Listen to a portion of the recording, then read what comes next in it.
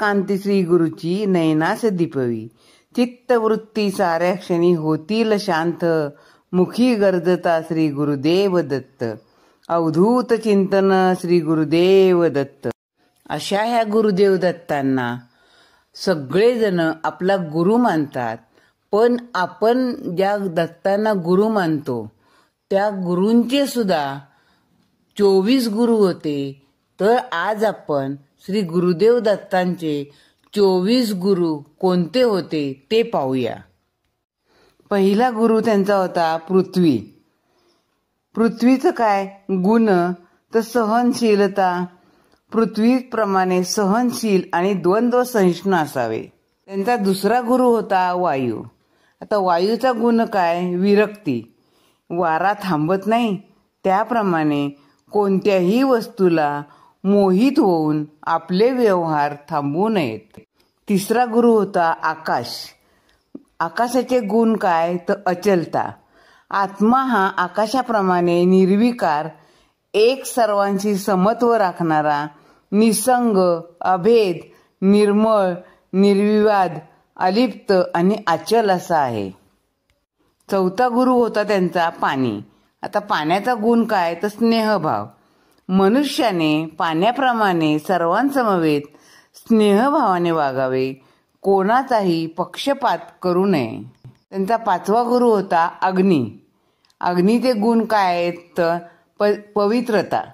मनुष्याने अग्नीप्रमाणे तप करून प्रकाशित व्हावे, पवित्र व्हावे.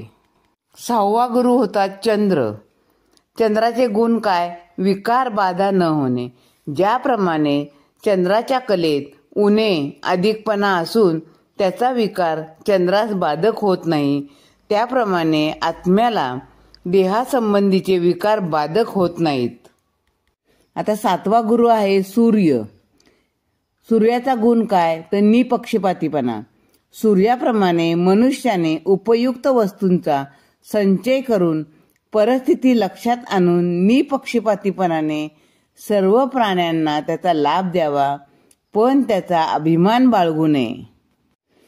आठवा गुरु होता कपोत. कपोतचे गुण काय तर अलिप्तता.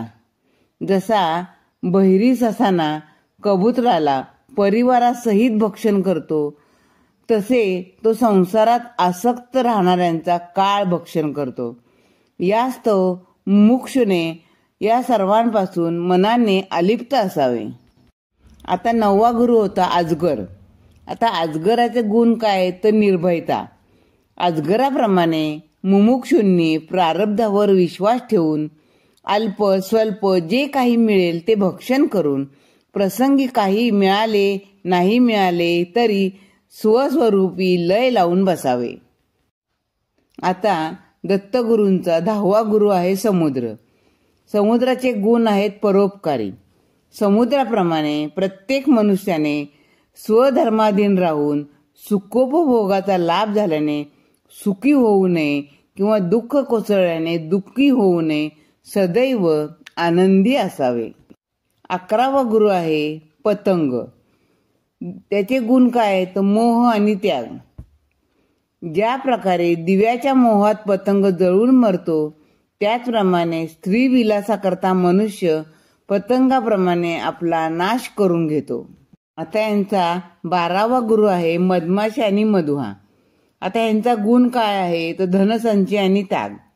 ज्या प्रकारे मधमाशी कष्ट करून मध साठवते परंतु त्याचा उपयोग करू शकत नाही, त्याप्रमाणे धनसंचय केल्यामुळे अचानक मरणाची प्राप्ती होते. हा उपदेश घेऊन द्रव्यसंचय करणाऱ्याचे सोडून द्यावे. मधुहा. ज्याप्रमाणे मधुहा काही उद्योग केल्या वाचून मधाची प्राप्ती करून घेतो, त्याप्रमाणे साधक पुरुषाने अधिक प्रपंचात न पडता ईश्वर प्राप्तीच्या योगाकडे आपला वेळ घालवावा. 13वा गुरु आहे गजेंद्र म्हणजे हत्ती. हत्तीचे गुण काय तर काम विकारावर वंश करणे. हत्ती बलवान असला तरी त्यास वंश करण्यासाठी काष्टाची एक हत्तीनीमुळे तो खड्ड्यात पडतो. त्याचप्रमाणे स्त्री सुखात भुलणारा पुरुष त्वरित बंधनात येऊन पडतो. 14वा गुरु आहे भ्रमर. गुण काय आहेत भ्रमरचे? तर विषयात न अडकणे. सूर्य विकाशी कमळे सूर्य मावळताच मिटतात. अशा वेळी भ्रमर त्यावर आरूढ असला म्हणजे कमळाच्या पोटात बंधन पावतो. यावरून विषयासक्तीने बंधन प्राप्त होते. हे जाणून विषयात आसक्ती बाळगू नये. 15वा गुरु आहे मृग. मृगाचा गुण काय आहे? तो मोह आणि त्याग.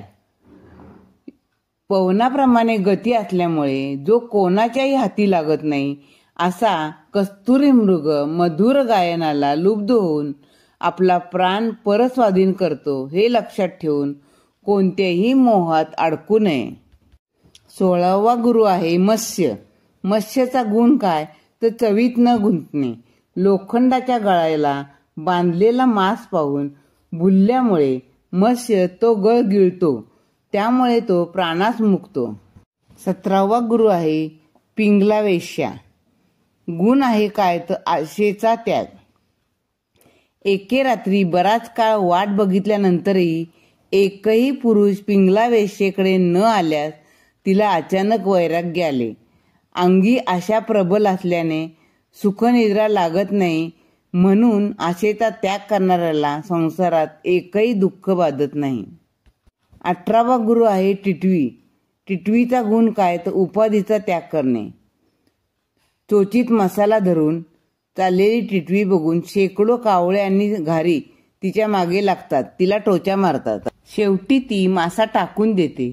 तोच एक घारी त्याला पकडते आणि हे बघतात टिटवीला सोडून सगळे कावळे आणि घारी मासा उचलणाऱ्या घारीचा पुच्छा पुरवू लागतात. पण आता टिटवी निश्चित होऊन जाते. त्याच प्रकारे संसारात उपाधी झुगारून देण्यातच शांती आहे. 19वा गुरु आहे बालक. त्या बालकाचा गुण काय? नेहमी आनंदी असणे. जग हे प्रारब्धहीन समजून मानापमाचा विचार न करता सर्व चिंतेचा परिहार करून बालकाप्रमाणे राहावे आणि आनंद उपभोगावा. 20वा गुरु आहे कंकण. आता कंकणाचा गुण काय? तर एकांतवास साधणे. 2 बांगड्या एकावर एक आपटून त्याचा आवाज होतो. त्याच प्रकारे 2 माणसे एकत्र राहिल्यात किंवा पुष्कळ माणसे एकत्र राहिल्यास कलह होतो. म्हणून ध्यान योगादी करणाऱ्यांनी निर्जन प्रदेश शोधून एकटे राहावे. 21वा गुरु आहे शरकर्ता. शरकर्ता म्हणजे कारागीर. आता कारागिरीचा गुण आहे एकाग्रता. एकदा एक कारागीर एकाग्र चित्ताने बाणाचे पाते सिद्ध करत बसला होता. त्याच्याजवळून राजाची स्वारी वाजत गाजत थाटात गेली. नंतर एकाने त्याला विचारले की राजाची स्वारी बघितली का? तेव्हा कारागीर म्हणाला की मी माझ्या कामात गर्क असल्यामुळे मला हे कळले नाही. या प्रकारे मुमुक्षुने सर्व इंद्रिय ईश्वराच्या ठिकाणी लीन करून ध्यान करावे. 22वा गुरु आहे सर्प. आता सर्पाचा गुण आहे सावधता. 2 सर्प कधीही एकत्र राहत नाहीत. सावधपणे फिरतात, वाटेल तिथे राहतात, अपकार केल्या वाचून कोप करत नाहीत. त्याचप्रमाणे 2 बुद्धिमंतांनी कधी एकत्र फिरू नये, भांडू नये, परमित भाषण करावे, स्वतःसाठी मठ न बांधता वाटेल तेथे राहावे. घर बांधल्यास अभिमान उत्पन्न होतो आणि लोभ जडतो. 23वा गुरु आहे दत्तगुरूंचा कोळी. कोळ्याचे गुण आहेत ईश्वर इच्छा. ज्या प्रकारे कोळी घर बनवतो, मनास वाटेल तेव्हा पुन्हा त्या घरात गिळून स्वतंत्र होतो, तसंच ईश्वर इच्छा मात्रे करून जग उत्पन्न करून मनात येईल तेव्हा त्याचा नाश करतो. म्हणून जगातील घटनांना महत्त्व देऊ नये. दत्तगुरूंचा 24वा गुरु आहे भ्रमरकीट. याचे गुण काय आहेत? तर ईश्वर स्वरूपता. भ्रमराचे ध्यान करणारा किडा जसा स्वतः भ्रमरपणाला पावतो, तसाच एकनिष्ठपणाने परमातत्वाचे चिंतन करणारा योगी परमात्मा स्वरूप पावतो. आज आपण आपल्या श्री गुरुदेव दत्तांचे 24 गुरु कोण आहेत, त्यांचे गुणविशेष काय आहेत आणि त्या गुणविशेषचा मतितार्थ काय आहे ते आज आपण इथं पाहिलं आहे. श्री गुरुदेव दत्त.